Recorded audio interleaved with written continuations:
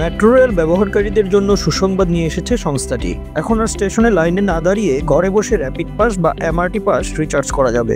আজ 25 নভেম্বর থেকে এই অনলাইন রিচার্জ সেবা চালু করা হয়েছে।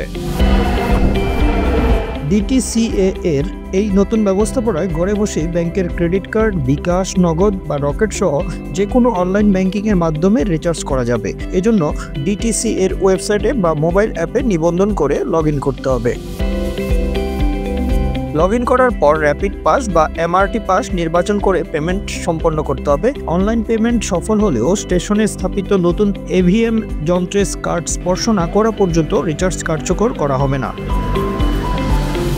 নীতিমালা অনুযায়ী অনলাইন রিচার্জের ক্ষেত্রে পেমেন্ট গেটওয়ে ব্যবহারের জন্য অতিরিক্ত ফি দিতে হবে।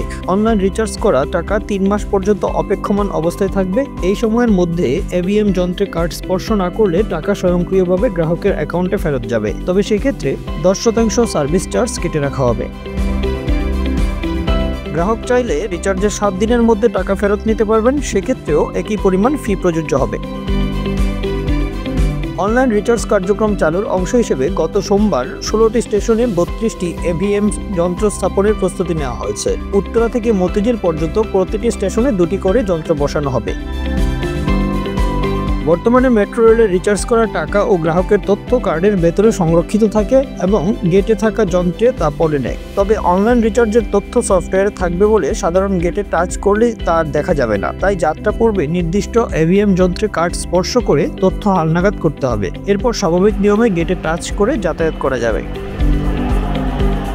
এমআরটি বা র্যাপিড পাস ব্যবহারকারীরা নিয়মিত 10% ভাড়া ছাড় পান। বর্তমানে মেট্রো রেলের 55% যাত্রী এই কার্ড ব্যবহার করছেন, বাকি 45% ব্যবহার করেন একক যাত্রার কার্ড। প্রতিদিন গড়ে প্রায় 4.5 লাখ যাত্রী মেট্রো রেল ব্যবহার করছেন।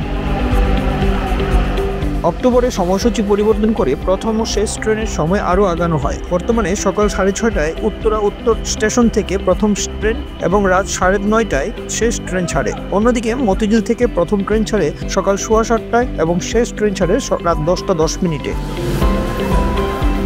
আগামী মাসে ট্রেনের মধ্যবর্তী সময় 2 মিনিট কমানোর পরিকল্পনাও রয়েছে। কর্তৃপক্ষের আশা এতে দৈনিক যাত্রী সংখ্যা 5 লাখ ছাড়িয়ে যাবে। Bangla affairs news desk.